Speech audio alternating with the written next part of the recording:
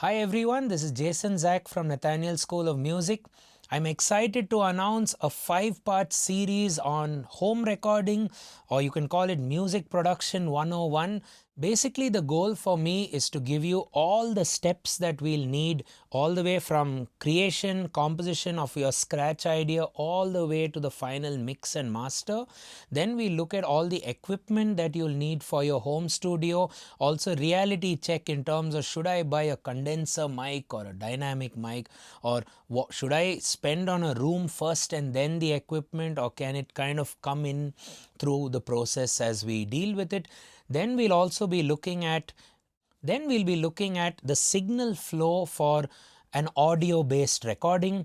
Then we look at the signal flow for a MIDI based recording, and finally we will put this all together with arguably the world's coolest and most efficient DAW out there called Reaper, where we are going to make our first recording. So even if you are an absolute beginner, and if you use either Windows, Mac, or hey, even Linux operating systems with whatever computer configuration, stay tuned to our 5-part series. Download the apps, all of which will be very, very affordable. Also, you might want to pick up some basic accessories if you want over the lecture, but if not, just learn and just enjoy the process. And more importantly, I hope all of you would eventually use recording software or production gear to enhance your music, or to at least document your music, because sometimes we compose music on the fly. We might end up just coming up with a great idea for our upcoming EP or album, but we've just lost it because it was on a phone, or we just forgot to record it, we just jammed it up or whatever. So very important for a musician working in this day and age 2025 to learn some form of recording, some form of audio recording, and the gear and the concepts involved. This will be a 5-part series for pretty much beginners, absolutely new to the field. But if you enjoy what's happening, do stay tuned for what's coming your way. We will be doing a lot more technical gear related we'll be doing a lot more technical and gear related and software related YouTube tutorials in the future. So let us know in the comments. Also, footage for this was recorded in a live lecture with students at Nathaniel, at the Nathaniel Production House, where we do all of our magic, which you get to see every other day on our YouTube channel. So just so you know, there were students in this room, so it was a live class. So don't get too angry if I'm not looking directly at you. And if you haven't already, there's a subscribe button somewhere there. Make sure to turn it on right now, and also hit the bell icon for regular notifications. What happens is you might forget, so you might want to hit it right now. It'll be very, very helpful. And also you can support us on our Patreon as always. Right then, let's get cracking. So few simple things which we'll try and do today, if mostly time should permit. First of all, I'll just explain the steps which happen in a home studio environment to build music of any genre, any whatever it might be, whether you're doing rock, or you could have a scenario where it's just you as a pianist, as a lot of you did, or you could be a singer who plays piano, all of that, and so on. So, and the gear which you might need for each of this stuff. Okay, and we can also make it we should make it an informal session where all of you, if you have any questions, please ask, and you can add to whatever it is, because I already understand that some of you are already into the field of music production, some of you are recording already, some of you are producers, and probably even sound engineers. Anyone here are sound engineers? One person. Okay. And so you have all these words, first of all, in our field, right? I'm going to write them all down, okay, in terms of our roles and responsibilities. So first you do the recording. So the guy doing the recording will be called probably as a recording engineer, or recording assistant, or main engineer, lead engineer. And when you record, you'd either record something live which happens, or you record something in the studio. I mean, both are actually live, but one is done in a studio one is done live. So if you are a recording engineer live, I mean, that might be the tip of the iceberg when it comes to your workload on the stage, because recording that is just a matter of connecting the live console via a cable to your laptop, and you trust that that will happen, because your main priority as a live engineer is to cater to 10,000 people watching the concert, the band, who all have in-ear independent monitoring for their ears to work with. So to do live shows, recording is optional, but any live concert you watch has also been recorded on some system or the other. So there's a ecosystem for that. But mostly when people do recording, you're in a room, in a studio, and it's not like a live concert which can be sounding like anything. It should sound like a controlled studio environment. So usually in a studio, in simple words, you want everything first of all in the studio environment when you record to help you record. Of course you need gear, but you also need a room. So when it comes to the room in the studio, there is two kinds of room work you might want to do. One is room treatment, and then you have room proofing. So the difference between the two we should probably know. Room treatment is basically where you're trying to make sure things like echo, unwanted reverberation might go away when you talk. Of course, in this room it's not fully treated, in the sense it's a live room, because we record drums as well. That is where we actually record drums, which you'll see tomorrow. We use a lot of mics, so we use the sound of the room. So in simple words, when you record a thing, whatever it may be, whether it's vocals or guitar, anything you record acoustically, you have to understand you are recording the thing. You're recording the source, which I'm calling source, as well as the source in the room. So you're recording vocals, but then you're also recording the vocalist whose voice has been going throughout this room. So the mic is picturing vocal plus vocal in room. So hence, when you're recording, you probably want to take care of the room first, right? Or use specific mics which do the job. Like for now, we are sending it to some online participants as well.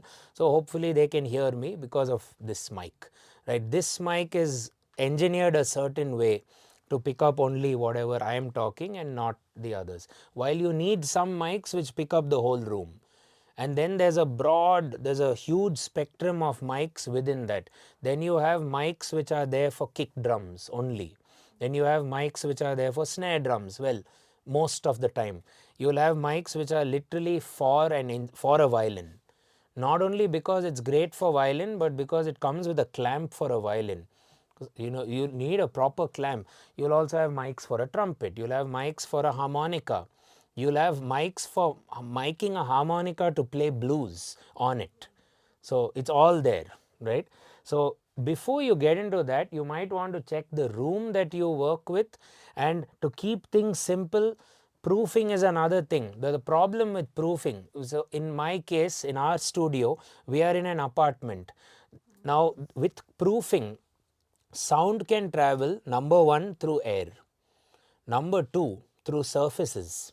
So how do people make apartments? They make apartments with the steel beams and all of the framework which supports it. So the sound is also going to come through that. So sound will travel through all sorts of processes. Luckily, we are not on the ground floor, so that helps. We are on, well, you could call it just the first floor from the basement. But if it was ground, it would be hell. So if you're working in an owned house, you probably don't want to set up the studio in your ground floor. If you have the opportunity, it should probably be on a upper floor. But then look at this room. You have to proof this side, that side, this side, this side, and the top and the bottom. So essentially what you do for professional sound proofing is you have to create a room within a room, and you think of it like an aquarium, like a little aquarium. So if one hole is there, it's not called an aquarium. the fish will die, or whatever is in that will not work. Water will be wasted, right? So whatever work we do here, I would have to confess that this is not fully soundproof. Number one, Sanvi has kept the door open behind her, right? We have to close the door.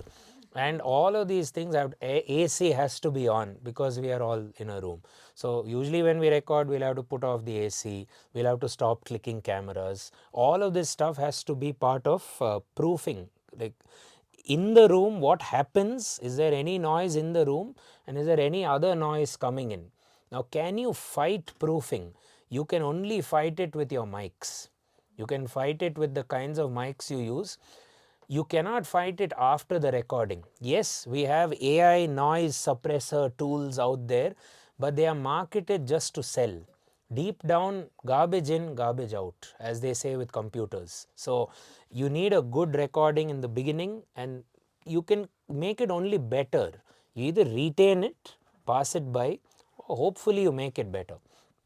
Right. So recording is basically that you record live, you record in a studio. Then the other task we have in our field will be editing. Okay. Once you have recorded, we have a process called editing. Editing, in simple words, first of all you have the technical stuff which you have to do, or the cleaning work, like cleaning kind of editing. It's literally like mopping the floor kind of editing, where you fix noise, people coughing and all that. But like I said, garbage in, garbage out. So if this mic goes off, which I hope it doesn't, it's off. And we hope you guys are happy with that. At least you will hear me through something.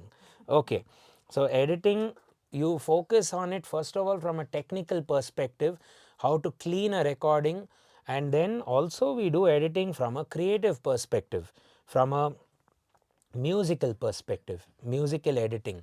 That means a sound engineer can't do this editing job, and no audio degree can help you with this sort of editing. This is musicians.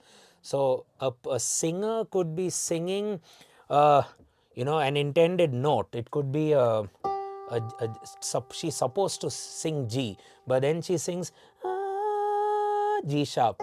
So you know that note is off scale. So you have to tune that to the on scale note, or to the note of the raga which you're in. So you have to be a musician for that. Also time correction. So editing is not just technical, noise suppression or fixing clicks and pops and coughs and whatnot. It's also about doing it musically and making them. And also alongside the editing, you have what I call as arrangement, like editing, but main category editing. Under that you have arrangement. So you will decide, okay, the singer sung chorus number 2 there, I want to move the same chorus to chorus number 3, or I want to get her to sing it again, or I want to flip it around tactically.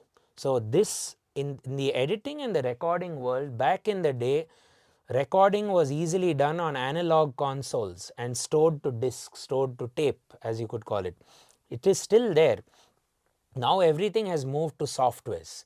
So, or what we call in the world of music production as DAW, which stands for Digital Audio Workstation. Very good, yeah. So what this basically is supposed to do, it's a tool which gives you the opportunity to work with all forms of media. When I say all forms of media, I even mean video, because how do you as a sound person, you could potentially work for radio, you could work for a film, you could do a jingle, let's say music. You could literally, I have recorded phonetic syllables which are used for, which were, I guess, used for some a cell phone app to record Sanskrit. Of all the languages, I was faced with that. So that took me about 2 weeks when I was a very young engineer.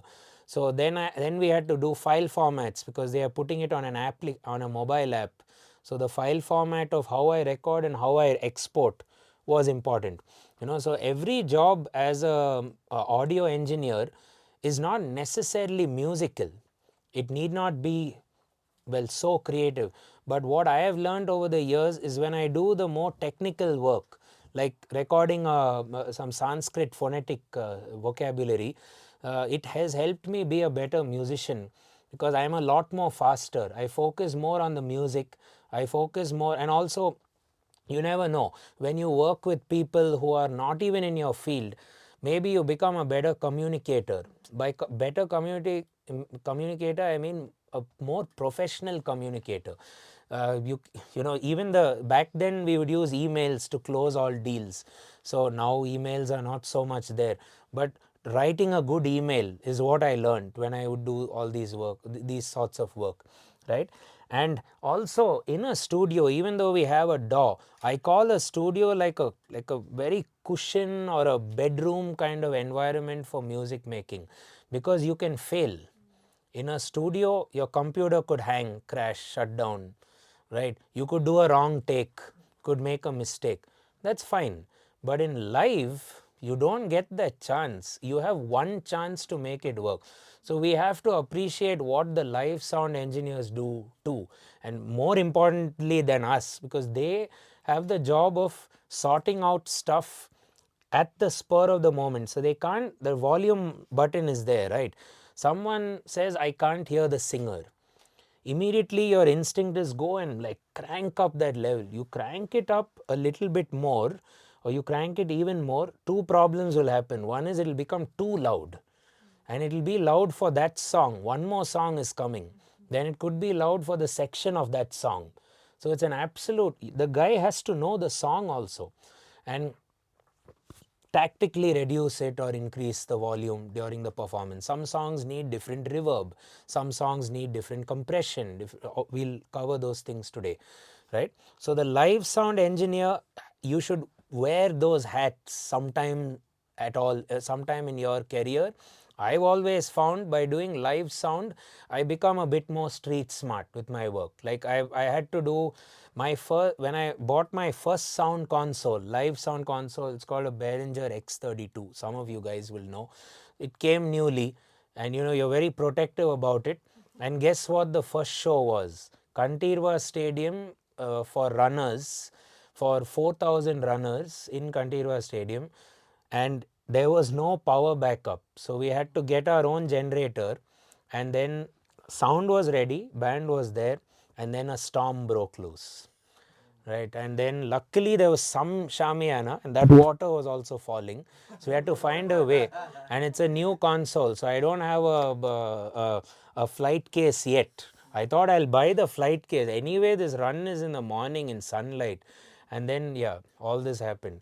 So being a live sound engineer, it's a passion, and it becomes something that you want to get into, and it makes studio recording also a great experience. Like I engineered and produced and recorded and edited and mixed a lot of Parvaz's songs until their Baran album. Parvaz is a local independent artist from Bangalore. They have, I feel I have grown with them. Like I was probably like a beginner entry level sound engineer, but the work with them was like, one experience was the singer. They had this kind of mantra where the singer has to sing only with one member of the band. Obviously I have to be there, but then we have to do the whole song in one take, and three of us have to simulate. So it's more psychological than technical. We have to simulate an experience for him as though he's performing in front of, I don't know, 2,000, 3,000 people. So my job was not to do technical work. Is how do I get this guy to feel confident? I should not talk about cables, wires, challenges, nothing. I just keep talking about the song, because then he actually did it. And the guitarist, see, he wanted to do one small line correction, because you can do that here. Guitarist said, sorry, we agreed to do one full take. That's what our audience is going to hear. So most of that album was recorded like that. So weird things like that. You will have cases where you've all heard of the metronome, right? There are some bands which are so, as we use the word tight, that means they play as a cohesive unit with each other, that they don't even need the metronome.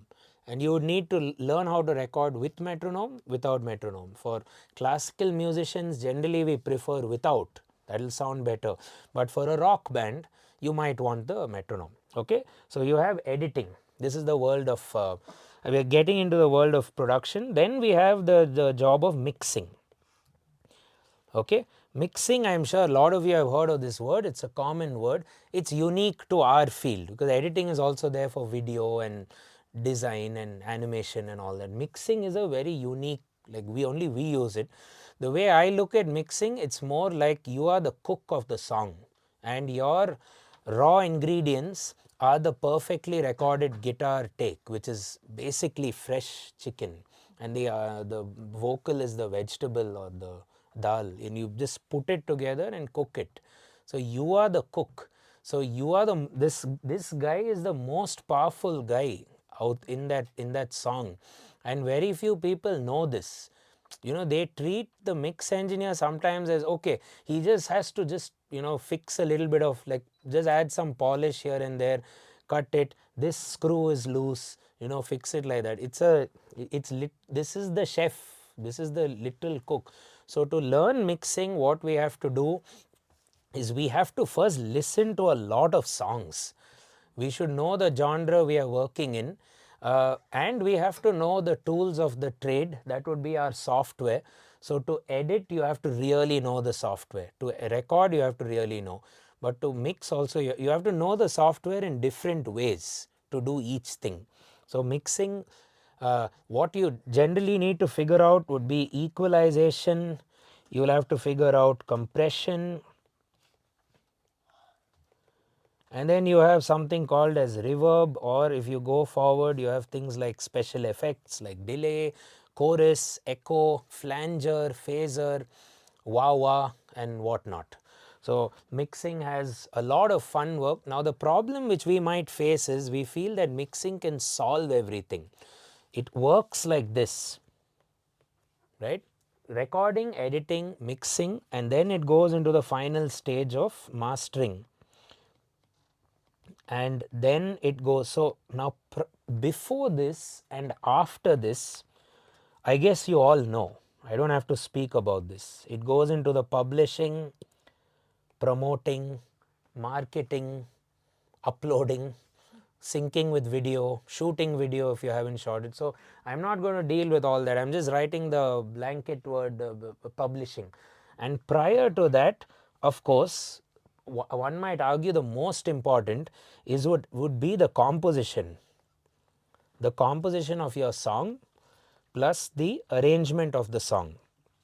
So a good composition, in my opinion, just to keep things short, would be a song which you would still enjoy if the singer played it with a friend who plays guitar, like a cheap, low quality guitar, no mic, nothing. You're sitting there in the room, singer and guitar playing together, and you feel something good about it. So no recording is going to help that, in my opinion. You need that first seed idea to be in the time, maximum time has to be invested into that seed idea. So we always tend to hit the studio too fast. Rather, we should jam, we should collaborate, we should sing, we should practice, we should be better at timing. And then it goes to arrangement, which will be, okay, we are a band of 6 members.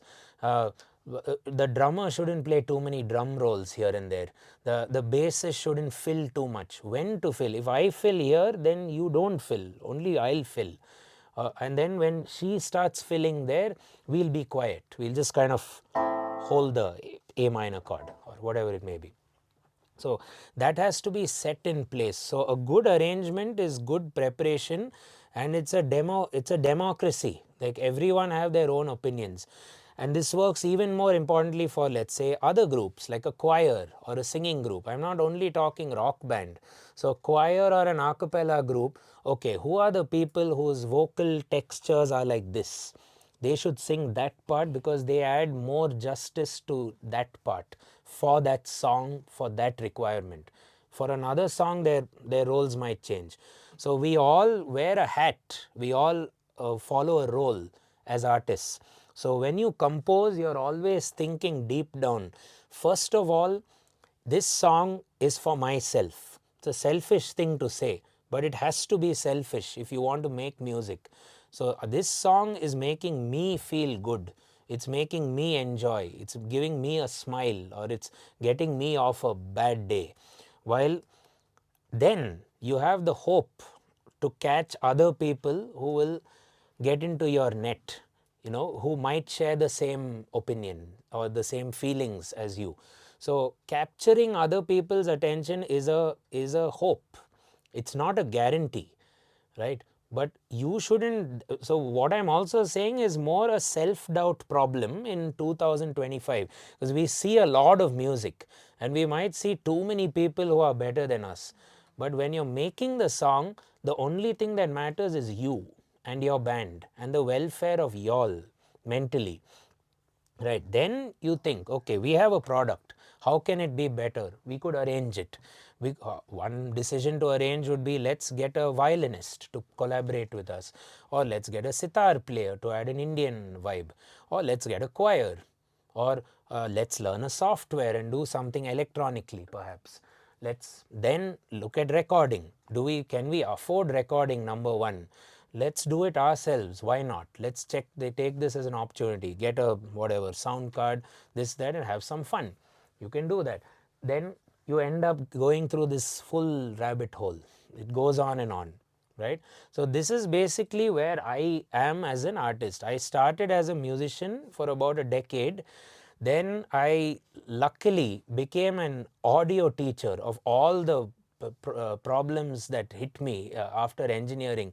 I thought I'll quit engineering, forget about tech job, and do music. But my first job was actually a tech job. I had to set up home studios, work with carpenters, cut wood with them. Not really, but still, yeah. But be with people who make studios, and that was my job. I would go. My boss sent me across the country. And then good thing about that boss was he deep down knew that this guy is a musician and he keeps bunking work. So because of that, he gave me the opportunity to also teach. He said, okay, you teach the software. And then I got that confidence in teaching, which actually then got me to teach music. So I have to thank audio for getting me to be a music teacher, because I taught music way after audio, at least 2 hours. So I would teach people these things: how to mix, how to use a software, shortcuts, how to use a mic, those sort of basic things I would manage. So that's a bit about what I have to say. So our next mission is to go into the software, and we will be recording pretty much whatever we need to. We'll record audio, we'll record MIDI.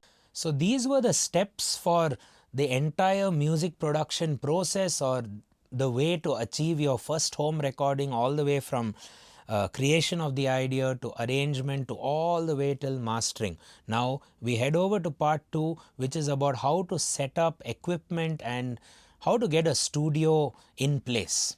Head over to part 2 and don't forget to subscribe now. See you in part 2. Cheers.